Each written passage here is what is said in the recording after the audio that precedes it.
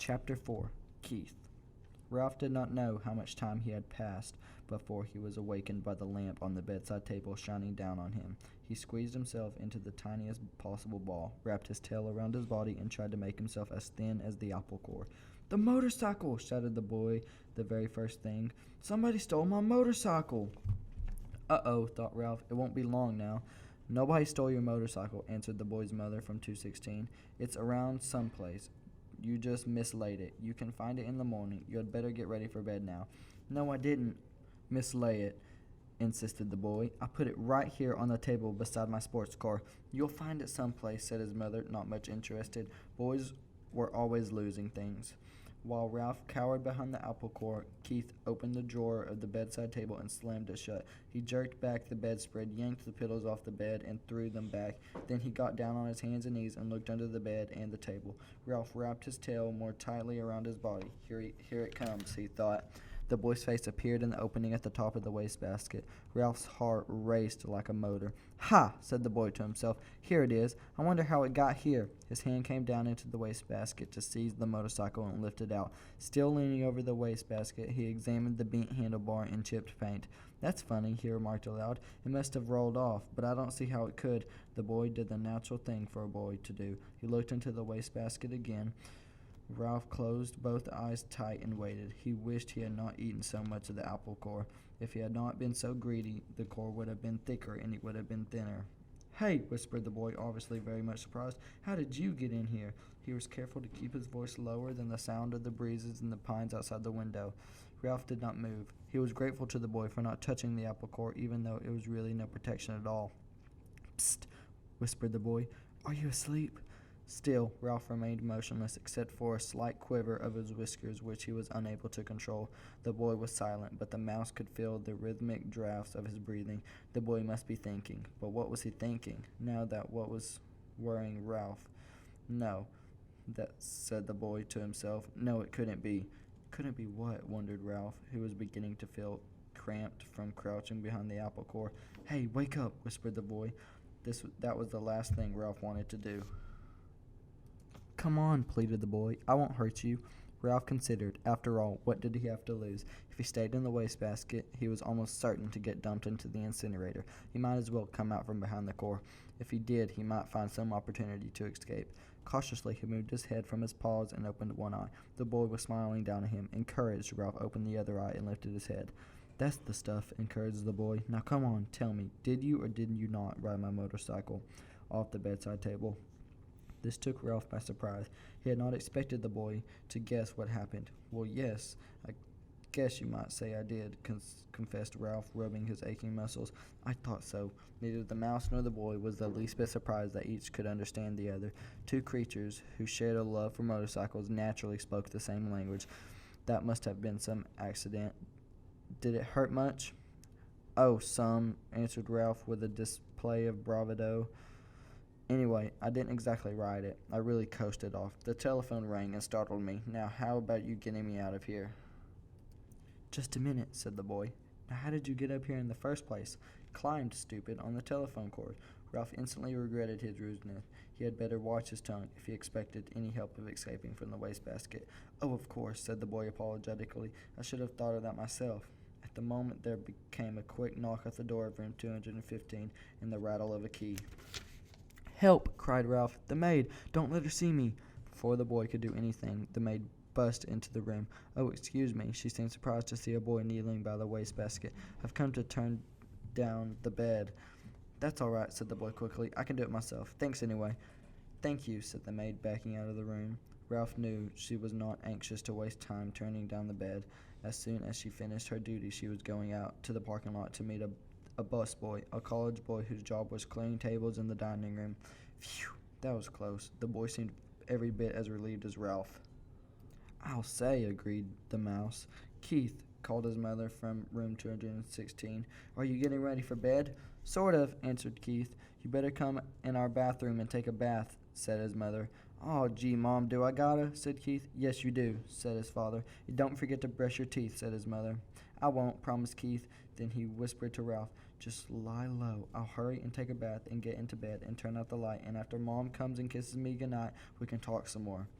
Lie low indeed, Ralph was indignant. He couldn't lie much lower if he wanted to, and he certainly did not want to sit around waiting to talk. He wanted to get out of that wastebasket. Once he was out, he would see about talking, but not before. Ralph could hear the boy splashing in 216's bathtub and then hastily brushing his teeth in 215's wash basin. After this, there was the sound of a suitcase being opened and the clothes dropped on the floor. The boy hopped into bed, and to Ralph's relief, the light was turned out. In a moment, Mrs. Gridley came in to kiss her son goodnight. "Night, Mom," said the boy, sounding as if he were already drowsy.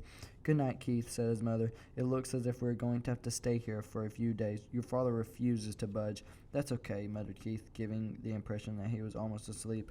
"Good boy," said his mother. "You're a good sport." "Good night, son," said the boy's father from the doorway between the two rooms. Keith did not answer. Instead, he breathed slowly and deeply and, as Ralph thought, a bit too noisily. There was no sense in overdoing things. As soon as all was quiet in the next room, the boy swung his legs out of the bed, fumbled around in his suitcase, and shone a flashlight into the wastebasket. Almost blinded by the unexpected light, Ralph held his paws over his eyes. "Hey, cut that out!" He could not remember to be polite. "Oh, sorry." The boy laid the flashlight on the bed where its beams shone across the wastebasket rather than into it. "That's better," said Ralph. "Now how about getting me out of here?" As an afterthought, he added, "Please." The boy ignored the mouse's request. "How would you like to ride my motorcycle?" he asked. Ralph's heart skipped a beat like a motor missing on one cylinder. The mouse-sized motorcycle really would run after all, and there was one thing certain. Since the motorcycle really would run, the boy could not expect him to ride around the bottom of the wastebasket. "Sure," Ralph said. Ralph tried to sound calm.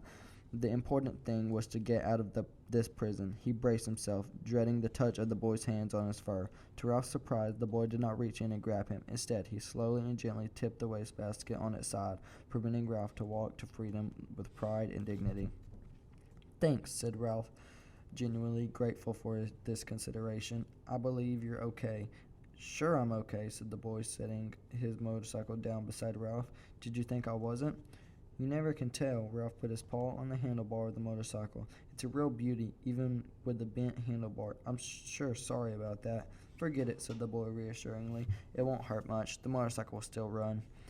Ralph threw his leg over the motorcycle and settled himself perfectly in the seat. Perfect, just perfect. The boy was obviously delighted that his motorcycle was just right for a mouse. Ralph could not have agreed more heartily.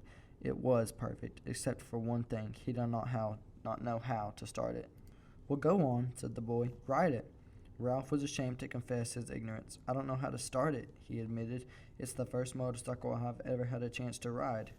"You have to make a noise," the boy explained matter-of-factly. "These cars don't go unless you make a noise." The answer was so obvious, Ralph was disgusted with himself for not knowing without asking. He grasped the handlebars and, fearful lest his noise be too squeaky, managed a p-p-p-p-p-p-p.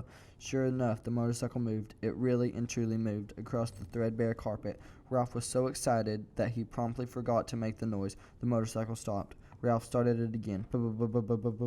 This time, he remembered to keep on making the noise. He sped off into a square of moonlight on the carpet and found a good threadbare spot without any bumps.